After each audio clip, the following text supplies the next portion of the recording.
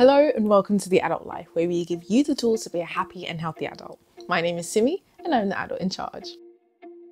Well, a few months ago in January, I decided to set some goals for the year and I let you in on what I thought I'd be achieving. But if you're not careful and intentional, it's so easy for the goals that you set at the beginning of the year to be a bit forgotten by this time. So I thought I'd do a Q1 check-in and just let you know how much progress I've made towards all my goals in the first quarter of the year. So let's jump right in. So if you haven't already watched the video on my goals, I'll link it down in the description, and I also have another one on how you can set your goals. And like I said in those videos, you don't have to set them at the beginning of the year, you can set them at any time, so you might as well start now. Under my first personal goal is to learn how to drive. And like I said, I've already got a driving license, even though it's expired. But in the UK, I didn't have one. So I started taking serious lessons last year, about January or so, and then 3 days before my exam, we went back into lockdown, which was just so frustrating. So then it was postponed to March 18th. And as you know, March 18th was 3 or 4 days ago, and we are still in lockdown. So it's been postponed again to July this time. So it's been over a year since I originally planned my test, and I have not taken it once. Not once. I've not even had the opportunity to fail. And hopefully by July I'll have my license. My second goal was keeping up with the Ramses. So I really wanted to learn how to cook a lot more recipes of different cuisines. I love Asian food, so I was thinking of Chinese, Korean and Thai dishes. So I bought all the base ingredients that you usually use in that type of cooking. But have I actually met the goal of learning 20 recipes? No. So even though I have learned a lot of recipes, I think I've learned about 9 or 10. What I realized is that I wasn't a big fan of some of them. I'm not sure whether I'm just not used to the taste. I've kind of been tweaking a few of them. I've been looking at other recipes. So I think quality is better than quantity. So I'd rather learn those 10 perfectly and have the go-to recipes for whenever I want to make them than be making something that isn't quite up to par just because I want to say I've learned 20 recipes. So as well as the Asian cooking, I also wanted to learn how to cook some more Nigerian recipes in bulk. And out of the 5 that I wanted to learn, I actually managed to do 3. Yay! Again, it's quality over quantity, and I think it's much better for me to learn properly how to do it and how to make it according to my own taste than follow someone's recipe and just say, yeah, I've done it. And finally, meal planning. Now, this is something that I didn't have as much motivation. I don't know why, but I kind of struggled with it and I wasn't cooking as much as I wanted to, but I've allowed myself to have a bit more oven-ready food like chips, nuggets, even instant noodles. You know, it's not every day beyond Chopped or MasterChef. So my last personal goal was to declutter and delegate, and this is the one I think I've failed the most on, especially with respect to my personal goals. I struggled with this one. The first thing I wanted to do was to declutter all of my clothes, find the ones that don't fit, that don't look good, that don't, you know, smell good or whatever, and either give them to charity if they're still good enough to be worn, or recycle them if they're not. And when I say I did zero, nothing, zero, I didn't do anything with respect to this, it's actually really painful because I have so many clothes and I really need to get rid of some. The next thing I wanted to do was to get a cleaner, and I haven't, mainly because I'm still not quite comfortable having people in my house because of the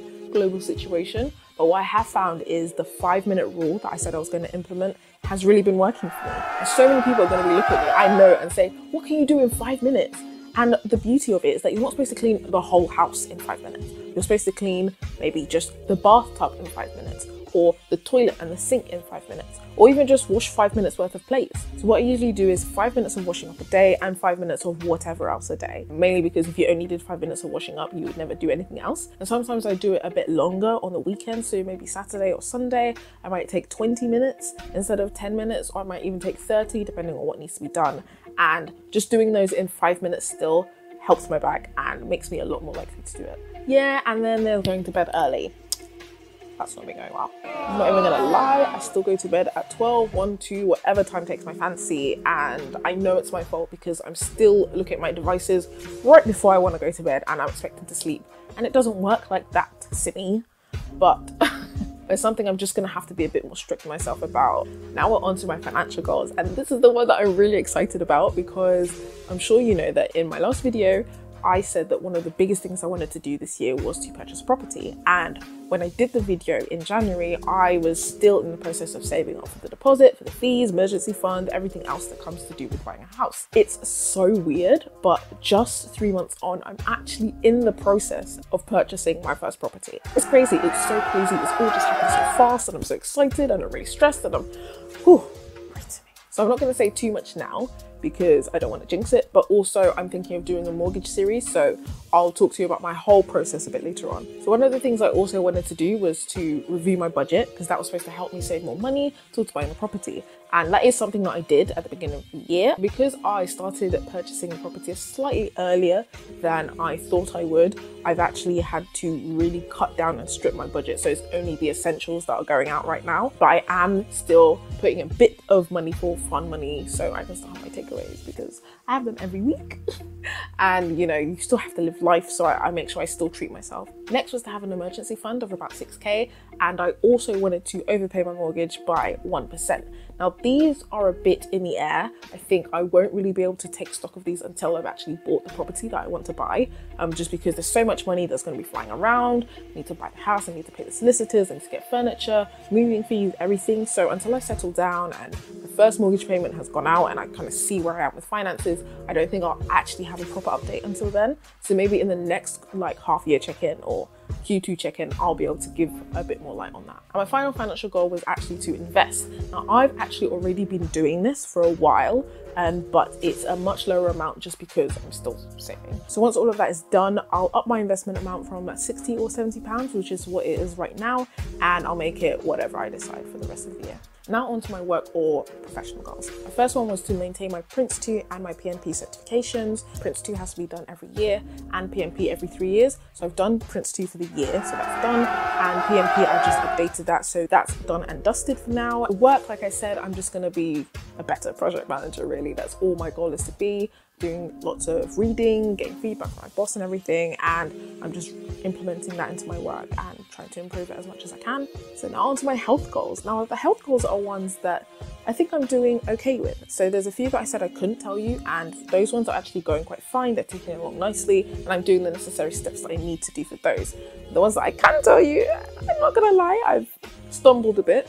So one of the things was skincare, and I've started doing it more regularly, but I'm still a long way behind where I want to be, you know, doing twice daily washing and my weekly masks and all of that, and it's not quite going to plan at the moment, so it's something I still need to work on. Also for exercise, I haven't found one that I really feel like I can do inside my house. So what I think I'm gonna do is I'm gonna wait for the restrictions to be loosened up in the UK, and then once I can go to the gym and do exercise classes, I think that's what I'm gonna do. Now onto one of the more surprising ones, it's the amount of steps that I take in a day. Now I was saying that I spent a lot of time, you know, sitting on my desk or on my bed doing work, and I had to find a way to incorporate more steps in my day. And my first target was to get 3k steps a day. And I looked at my Fitbit, which I wear all the time. Oh, you can't even see it. That I wear all the time. I was really expecting a really low number because I hadn't been doing my walks as much as I wanted to. But I checked, and I was actually doing an average of 2,400 steps a day, which is below 3k. But a lot more than I thought, so I'm really excited. My next goal for Q2 is to do 5,000 steps a day, so I'm definitely gonna have to be so much more intentional. But just seeing 2,400 has made my heart jump a bit, because I'm like, oh, actually, that wasn't so bad. And finally, my fasting. So I do intermittent fasting, where I only eat within 6 to 8 hours of the day. My eating window is usually from 12 to 8 p.m. I don't like eating as late as 8 p.m, but I find myself eating my first meal at 3 p.m. It's hard to eat twice in that window. So what I'm trying to do is get my eating window slightly earlier. So eating at 1 or 2, and then eating my last meal about 6 or 7. And that should be able to fuel me for the entire day. And last but not least, my failure goal. So this is the one that I've made the least amount of progress, and it pains me because this is actually the one, apart from buying a house, this is the one that I really, really wanted to get a good purchase on, and I failed. Like, it's been so bad. Like, I wanted to post more consistently, I wanted to get more subscribers, I wanted to do this and that, and I've just done nothing. Like, nothing. I don't even have excuses. I've done zilch. And that's why my channel's not growing as fast as I want it to, and it's my own fault because I'm not doing the work. I'm not putting in the work to make it grow. So this is all on me, definitely, and it's something that I need to just kick myself in the butt and start. So hopefully in the next few weeks, you'll see that change in me, and I'll be posting a lot more consistently. So that's my Q1 check-in of all my goals. I hope you've seen that life isn't really perfect, and even the best laid plans can go awry. Just make as much progress as you can. Don't beat yourself up too much if you're not doing what you think you should do, but still, you know, think of ways that you can motivate yourself to do the things that you want. Change goals if they're not serving you. Remember, the goals serve you. You don't serve them. Like I said, I'm planning a mortgage series when I'm a bit further along the process, so watch out for that. And I'll definitely be trying to post a lot more frequently. So Subscribe if you haven't already, and join me along for the journey. Well, that's all for this video. Until next time, see ya.